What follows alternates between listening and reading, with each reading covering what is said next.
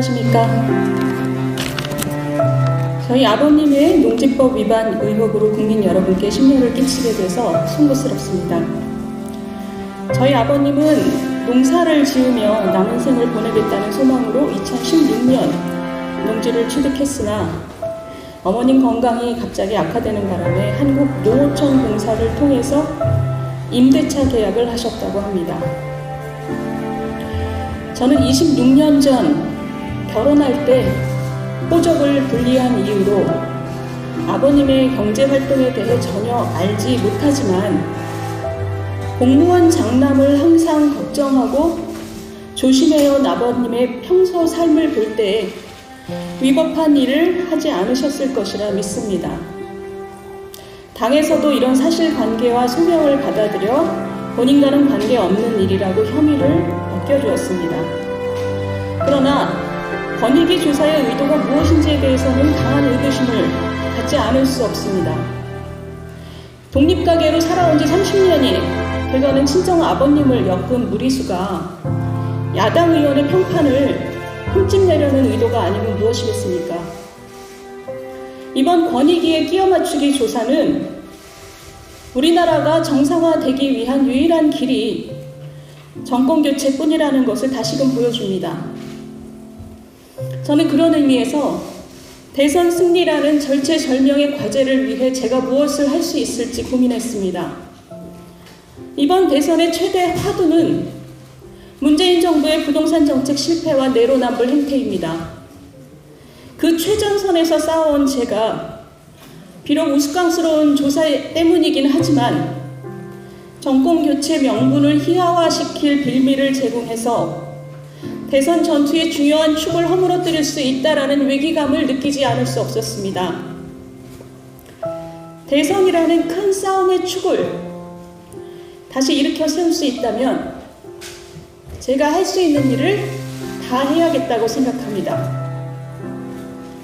비록 제 자신의 문제가 아니더라도 그동안 문재인 정권과 민주당 대선 후보들과 치열하게 싸워온 제가 국민들 앞에 책임을 다하는 모습을 보이는 것이 정권 교체를 열망하는 국민들과 저를 성원해 주신 당원들께 보답하는 길이라 생각합니다. 저는 이 시간부로 대통령 후보 경선을 향한 여정을 멈추겠습니다. 또한 국회의원직도 다시 서초 갑 지역 구민과 국민들께 돌려드리겠습니다. 그것이 염치와 상식의 정치를 주장해온 제가 신의를 지키고 그리고 자식된 도리를 다하는 길이라 생각합니다.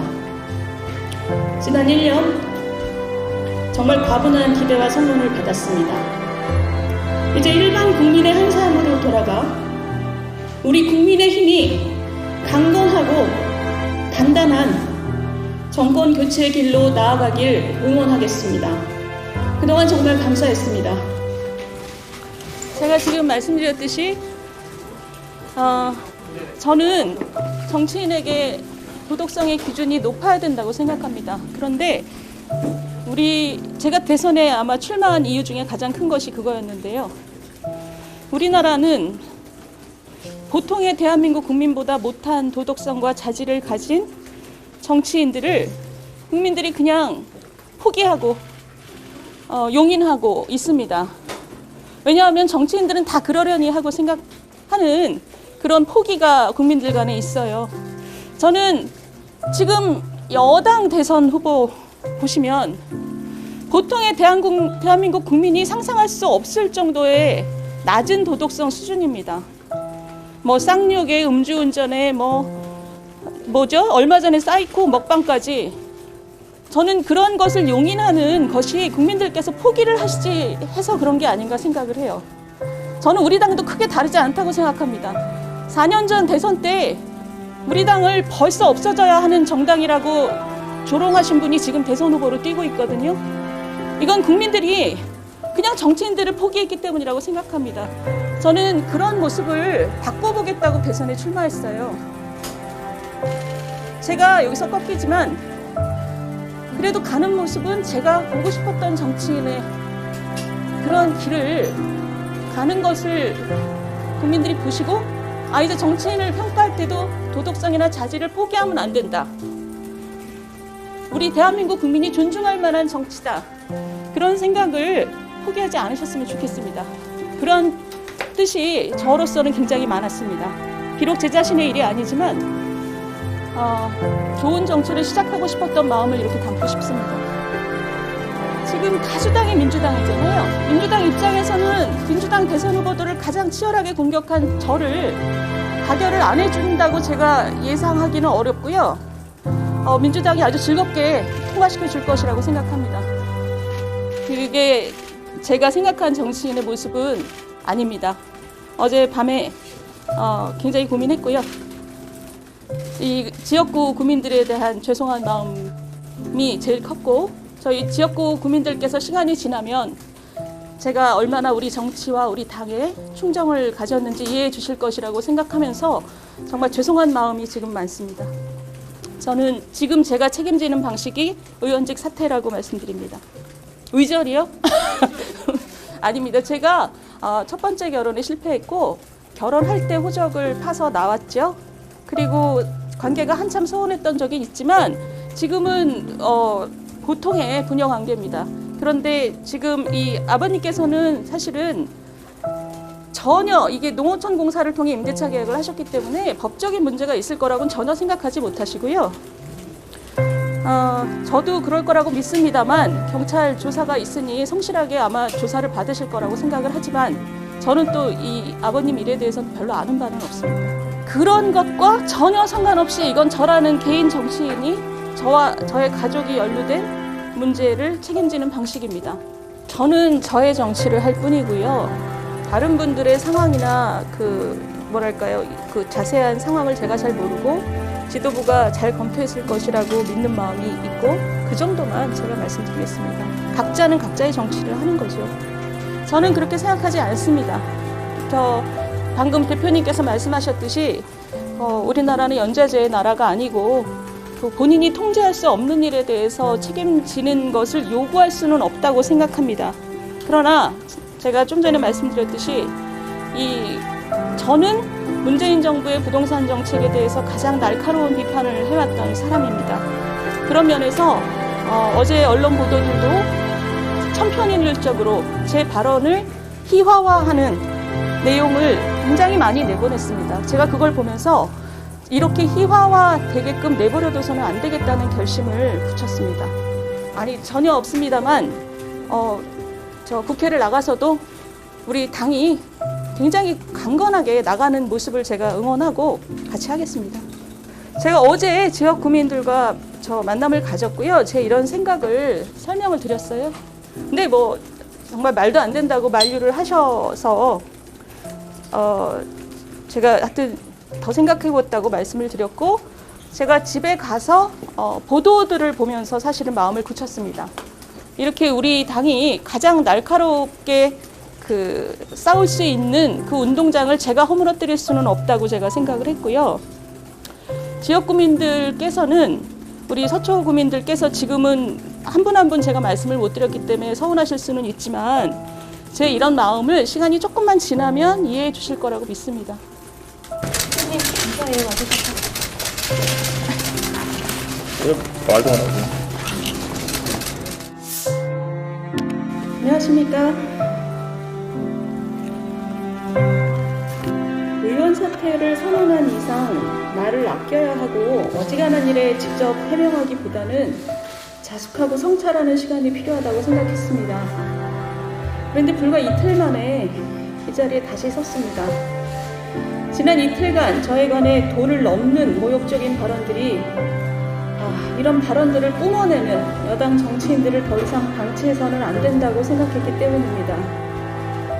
너무나 어처구니 없는 내용이기 때문에 자연스럽게 수그러들 것이라고 생각했습니다만 누군가의 지시에 따르는 것처럼 조직적으로 행해지는 거짓 선동이 오히려 눈덩이처럼 불어났습니다. 의원직 사퇴를 할 때부터 지은 죄는 많고 염치는 없는 이들에 의해서 흠집내기가 많을 거라고 각오는 했었지만 이틀간의 마타도어는 제 상상을 초월했습니다. 저는 언론의 합리적인 문제제기는 당연하다고 생각합니다. 문제제기와 반박은 공론장에서 이루어지고 국민께서 판단하는 것이 원칙입니다. 민주당의 언론중재법은 이런 공론장의 기능을 저해하는 악법이라는 것이 제 소신입니다. 지금 민주당의 모습을 보십시오. 입법으로 언론을 탄압하면서 저 같은 정적을 공격하기 위해서는 가짜뉴스 양산에 여념이 없습니다. 저는 언론 재갈법에 반대하는 한편으로 악의적이고 고의적인 허위사실 유포에 대해서는 적극 대응해서 저 자신과 가족을 보호할 것입니다. 야당 지지자분들께서 저를 응원하시는 분도 있고 의심하시는 분도 계십니다. 응원에 감사드리고 또 진영 논리를 경계하신 것에도 감사드립니다. 스스로 경계해야만 우리 정치와 민주주의를 살릴 수 있습니다. 먼저 저희 아버님의 투기 의혹에 대해 말씀드리겠습니다. 저는 이혼 후에 부모님께 너무나 죄송했고 부모님 품으로 돌아갈 수 없어 혼자 살며 공부와 일에 매진했습니다. 부모님께 저는 지금도 속상하게 만드는 철부지 딸일 뿐입니다. 어제 보도에서 농사지으려 했는데 이럴 수도 있겠다라는 욕심이 나더라는 아버님 인터뷰를 보며 내가 부모님을 너무 몰랐구나, 너무 떨어져 있었구나 자괴감도 들었습니다. 저희 아버님이 부모님들께 드리는 짧은 자필 편지를 읽어드린 후에 본론으로 다시 돌아오겠습니다. 자필 편지는 복사본을 준비해놨습니다. 윤희숙 의원 앱이 되는 사람입니다. 평범한 노년을 살면서 인생의 황혼을 준비한 일이 이렇게 큰 평지풍파를 일으킬 줄은 몰랐습니다. 출가 외인인 딸 자식에게 이렇게 큰 상처를 주게 돼서 앱이 된 마음은 천갈래 만갈래 찢어집니다. 그동안 제 딸 자식을 응원하시는 많은 국민들께도 늘 과분하다 여기며 감사해하며 살았습니다. 그분들께도 정말 죄송합니다. 딸 자식이 못난 애비 때문에 숱한 모욕을 겪으면서도 자식된 도리를 다하고자 하는데 애비된 자가 어찌 애비된 도리를 다하지 않을 수 있겠습니까? 이번에 문제가 된 농지는 매각이 되는 대로 그 이익을 전부 사회에 환원하겠습니다. 국민 여러분께서 부디 저의 마음을 너그러이 살피시어 제 딸 자식이 아니라 모두 이 못난 애비 탓이라 여겨주시길 간곡히 부탁드립니다. 감사합니다. 윤희숙 의원 부윤홍. 저는 살 날이 얼마 안 남으신 저희 아버님께서 어떤 마음으로 이 편지를 쓰셨을지 생각하면 가슴이 아픕니다. 아마 당신께서는 문제가 뭔지도 모르시면서 무조건 죄송해하고 계신 것 같습니다. 그러나 저는 저희 아버님에게 농지법과 주민등록법 위반 의혹이 있으며 투기 의혹으로 비춰질 여지가 있다는 점을 부정하지 않고 변명하지 않습니다. 저희 아버님은 성실히 조사를 받고 그 결과에 따라 적법한 책임을 지실 것이며 저는 어떤 법적 처분이 있든 그 옆을 지킬 것입니다. 이제 제가 이 자리에 다시 서게 된 본론으로 돌아오겠습니다. 먼저 산업단지와 예비타당성 조사 관련해서 전문가분께서 보내오신 내용을 소개하겠습니다. LH가 추진하는 세종 스마트 국가산단처럼 대규모 사업인 경우 예비타당성 조사를 받아야 하지만 추진 주체가 사전에 입지 및 규모를 정해 기본계획 정도를 수립해 놓아야 예비타당성 조사를 받을 수 있습니다. 세종 스마트 국가산단의 경우 LH가 구상부터 입지 선정, 개발 및 기본계획을 마련하는데 통상 3년에서 5년 정도의 시간이 걸립니다. 그런데 이때 개발 정보가 관련 국민들에게 공유되곤 합니다. 계획 자체가 애초에 신도시 개발처럼 비밀스럽게 수립되지 않기 때문입니다. 그 이유는 산단 입주를 통해 화물 자동차가 늘어나고 정주 여건이 나빠져서 반대하는 주민들도 많아서 개발 계획을 잘 설명할 필요가 있기 때문입니다. 또한 국회의원 그리고 세종시는 지역 경제를 살린다면서 예비 타당성 조사 이전에 본인들의 정치적 치적으로 산단 계획을 홍보해 왔습니다. 세종시 지역구의 유명 정치인도 이 방식으로 사적인 이득을 많이 챙겼다고 잘 알려져 있습니다.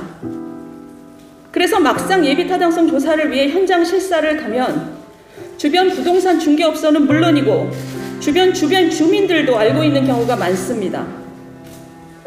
그리고 주변 공시지가가 올랐다던데 그것은 세종시 전체의 공시지가가 상승해서 올라간 것이지 산단 입주 때문에 오르진 않았을 겁니다. 통상 산단 입주는 토지 가격에 그닥 긍정적인 요소가 아닙니다.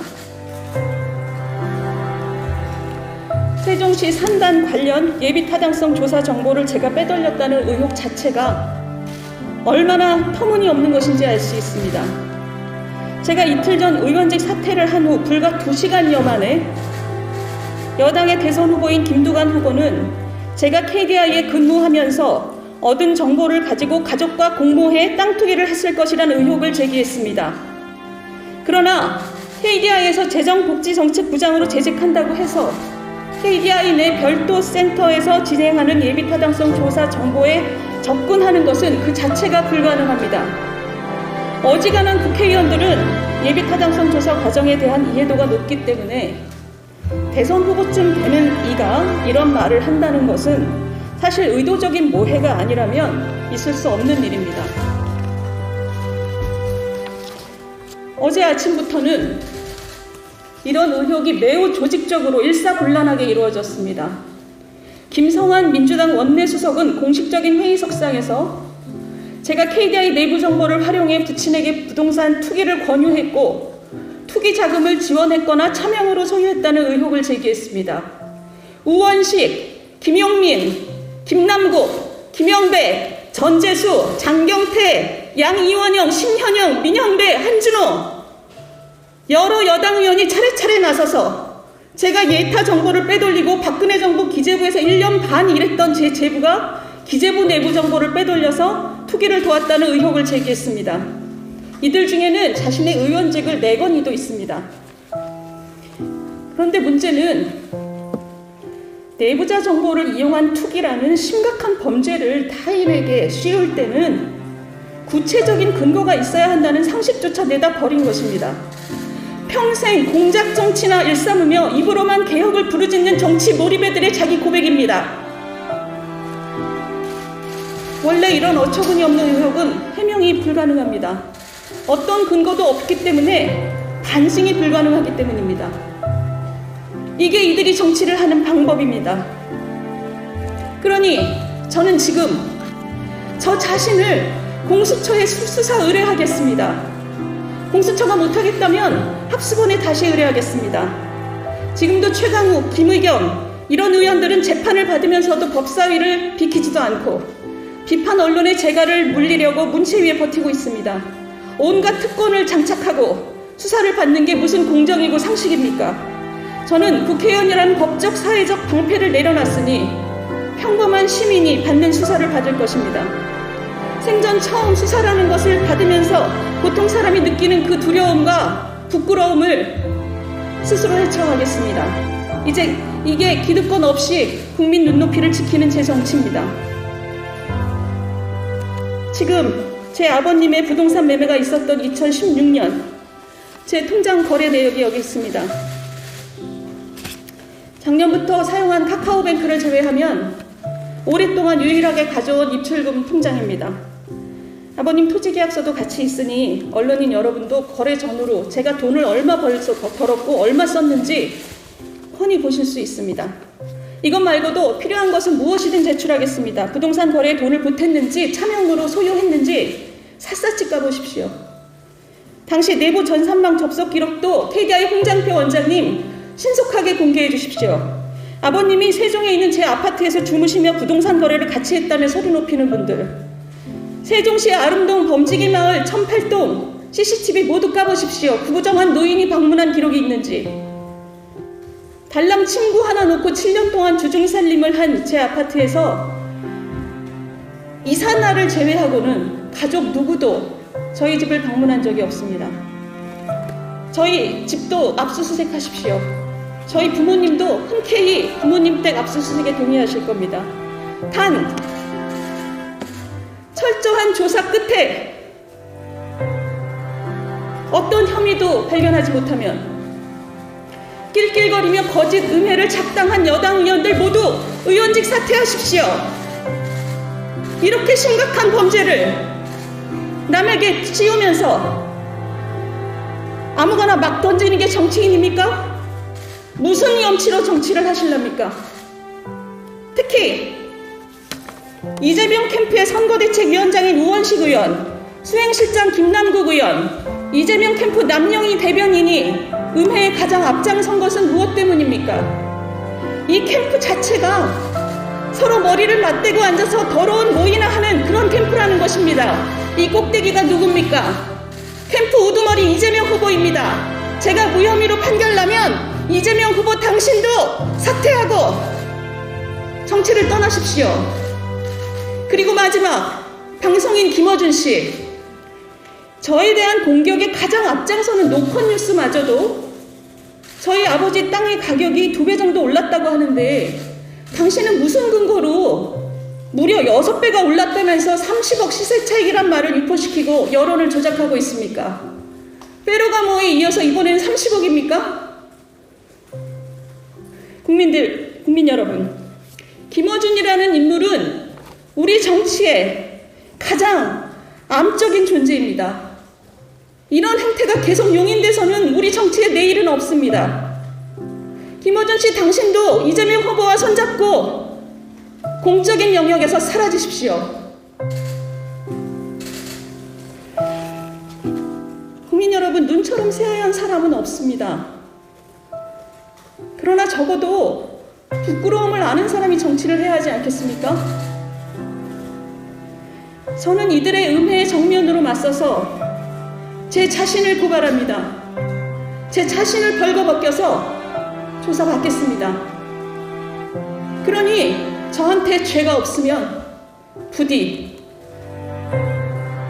사악한 음모와 날조된 거짓 선동으로 남을 음해하고 대한민국을 좀먹으며 승승장구해온 저들을 정치판에서 몰아내 주십시오. 감사합니다.